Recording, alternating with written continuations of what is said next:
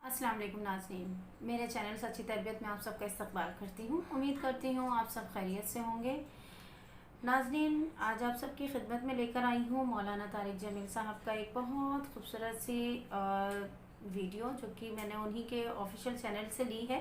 Video सुन लेते हैं, फिर हम इसके बारे में बात करते हैं। ये महीना दुआओं का है, दुआ का एहतमाम किया जाए। दुआ अल्फाज को नहीं कहते रब्बना आतिना फिद दुनिया। दुआ एक कैफियत है। वो कैफियत जब पैदा होती है तो फिर दुआ अल्फाज की मोहताज नहीं रहती।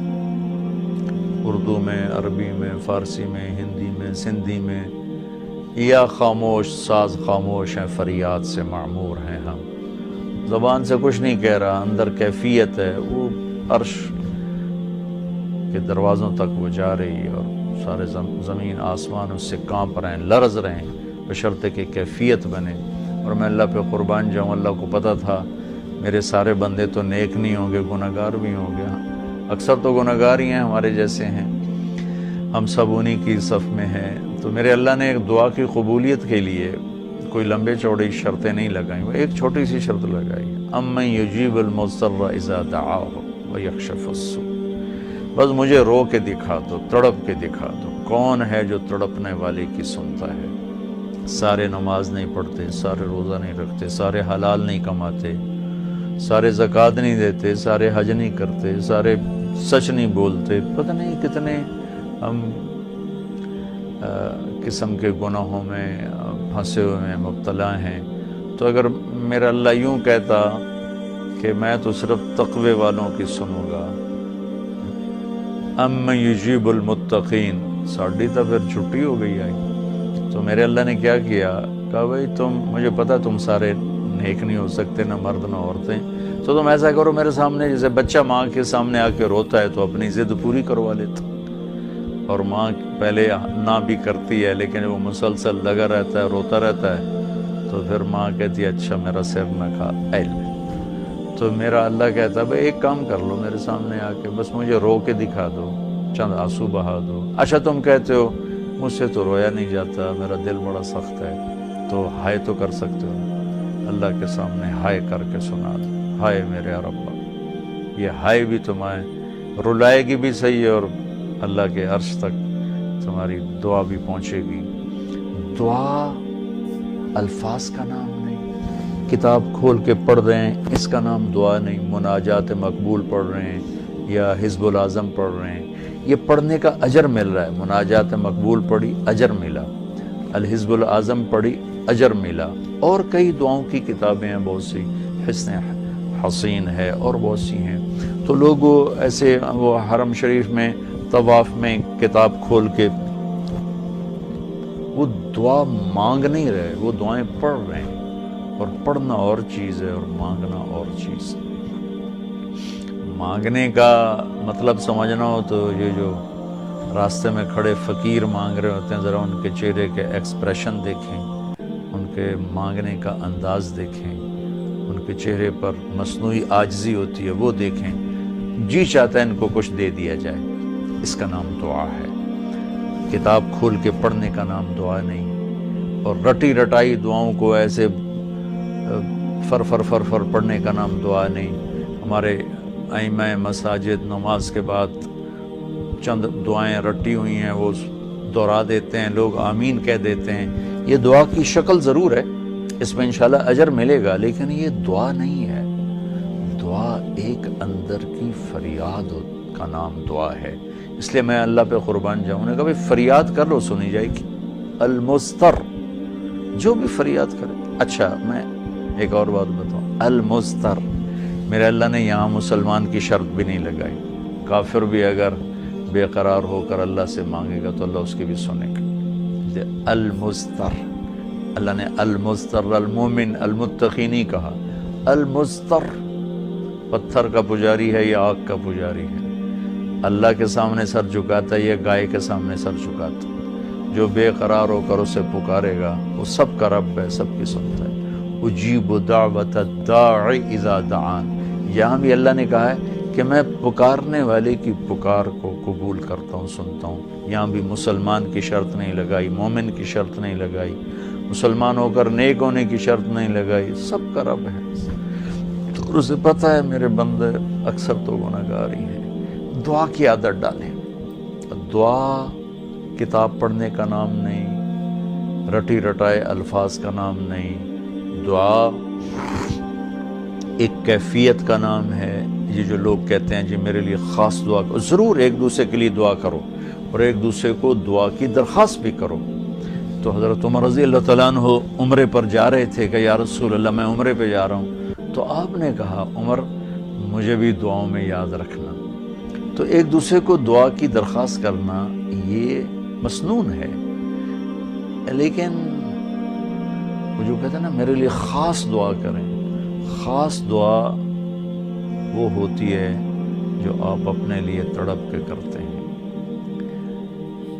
میں ایک مثال دیتا ہوں، میرے پیٹ میں درد ہو اور میں اپنی بیگم سے کہوں تو ذرا ہائے ہائے کر، یا میری بیگم کے پیٹ میں درد ہو وہ مجھے کہے ذرا آپ تھوڑی سی ہائے ہائے کریں، تو میں ہائے ہائے تو کر لوں گا لیکن اس میں کیفیت تو نہیں ہوگی۔ تو خاص دعا وہ ہوتی ہے جو تڑپ کے مانگی جاتی ہے، سیدھی جاتی ہے، قبول ہوتی ہے۔ عام طور پر ہم کہتے ہیں ہماری دعائیں نہیں سنتا، یہ نہیں کہنا چاہیے، ہر دعا اللہ سنتا ہے، ہر دعا سنتا ہے۔ ہاں قبولیت کی شکلیں الگ ہیں، کبھی وہی چیز دے دیتا ہے، کبھی ہمارے مناسب نہیں ہوتی تو کوئی اور چیز دے دیتا ہے، کبھی اس کے بدلے میں کوئی مصیبت ڈال دیتا ہے، اور کبھی اس کو سٹور کر لیتا ہے۔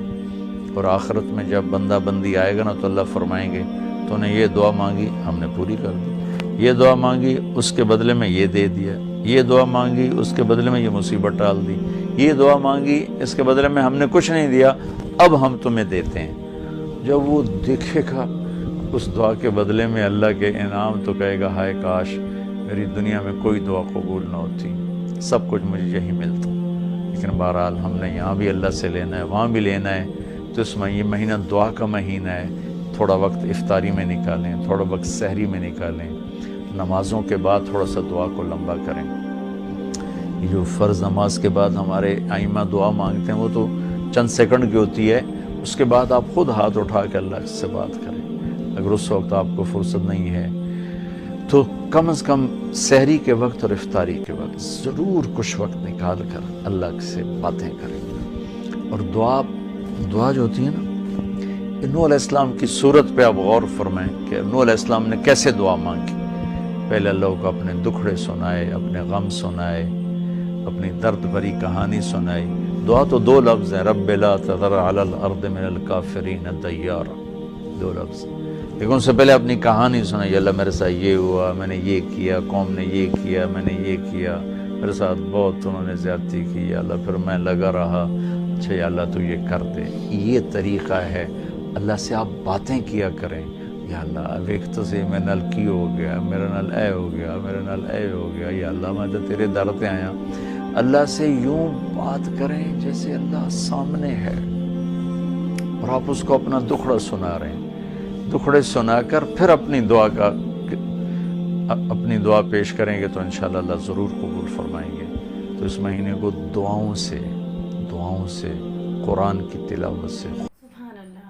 تو ناظرین دیکھا آپ نے، سنا کتنی خوبصورت سی یہ بیان تھا دعا کے متعلق کہ دعا کس طرح سے مانگی جائے۔ دعا یہ ضروری نہیں ہے صرف مسلمان ہی دعا کرتا ہے، ہر انسان چاہے وہ کسی بھی مذہب کا ہو اور تڑپ کے جب دعا کرتا ہے تو اللہ تعالیٰ سب کی سنتا ہے، اللہ تعالیٰ سب کی سنتا ہے، چاہے وہ کوئی بھی ہو، کسی بھی ریلیجن سے ہو، وہ تعلق نہیں ہے، تعلق ہے کہ دعا وہ کس دل سے مانگ رہا ہے۔ سبحان اللہ، کتنا خوبصورت سا انہوں نے ایک اگزامپل بھی دیا کہ جو ہمیں باہر بھکاری ملتے ہیں وہ کس طرف سے کتنی شدت سے بھیک مانگ رہے ہوتے ہیں، وہ بھی تو مانگ ہی رہے ہوتے ہیں، بس فرق اتنا ہے وہ انسانوں سے، لوگوں سے مانگ رہے ہیں، یہاں اللہ تعالیٰ سے مانگنے کی بات ہو رہی ہے۔ اسی شدت سے اور اسی طرف کے ساتھ اللہ کی بارگاہ میں سجدہ ریز ہو جائیے، اس کے سامنے دونوں ہاتھ اٹھا کر دعا کیجیے۔ یہ واقعی بہت اچھا موقع ہے رمضان المبارک کے مہینے میں زیادہ سے زیادہ نمازوں کے بعد تھوڑی لمبی کر کے دعاؤں کو اس پروردگار کی بارگاہ میں اپنے ہر دکھ کو، اپنی پوری کہانی کو کہہ دیجیے. سبحان اللہ. واقعی جب ہم دعا کرتے ہیں اور سچے دل سے کرتے ہیں تو ایسا ہی لگتا ہے کہ ہم بات کر رہے ہیں. کبھی کر کے دیکھیے گا. بالکل ناظرین، کبھی آپ فرصت سے، اور بہت اچھا وقت بتایا ہے مولانا صاحب نے، تہجد کا وقت. یہ ایسا وقت ہوتا ہے جب تنہائی ہوتی ہے، اور تنہائی میں جب آپ نماز پڑھیں گے اور جب دعا کریں گے تو وہ جو وقت ہوتا ہے اس میں اس میں ایسا لگتا ہے بالکل کھو گئے. اور جب آپ اپنی ساری باتیں اللہ پروردگار کے بارگاہ میں رکھیں گے اور انہیں بتائیں گے، ان سے کہیں گے دعاؤں کے روپ میں، تو آپ کو خود محسوس ہوگا، ایسا لگے گا کہ آپ بالکل اللہ کے سامنے بیٹھے ہوئے ہیں اور ان سے اپنی باتوں کو طلب کر رہے ہیں، اپنی دعائیں طلب کر رہے ہیں، اپنی فرمائشیں طلب کر رہے ہیں. تو ناظرین بالکل آپ کریے، اللہ کی بارگاہ میں اس طرح سے دعا کیجئے، سجدہ ہو کے دعا کیجئے، رو رو کے دعا کیجئے، کیونکہ جب دل واقعی تڑپتا ہے، تڑپ کے جب دل سے باتیں نکلتی ہیں تو وہ سیدھا عرش پہ جا کے لگتی ہیں. سب کچھ تو وہ مولانا صاحب نے بتا ہی دیا بالکل کھل کے.